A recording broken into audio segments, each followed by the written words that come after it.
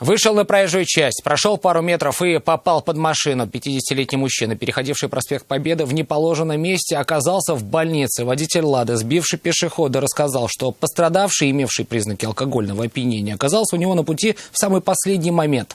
Подробности у Айгуль Батрудиновой. Медики не стали медлить с решением и срочно госпитализировали пострадавшего с места происшествия. В больнице у 50-летнего пешехода диагностировали сочетанную травму. О силе удара говорит уничтоженное лобовое стекло. Он по дороге метался. Состояние алкогольного опьянения, да? Я так думаю, да. Как выяснили инспекторы, мужчина переходил дорогу даже не на пешеходном переходе. В какой момент он оказался на проезжей части, видимо, не понял никто.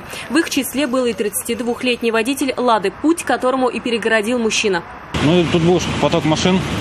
Я его заметил в последний момент уже. То есть я уже увернуться не смог, потому что шел поток.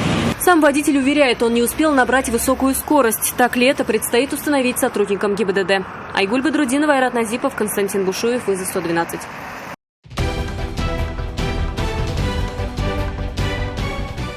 Происшествия и аварии, трагедии, героизм спасателей и сила закона в программе «Вызов 112» на сайте tnv.ru и на YouTube-канале ТНВ.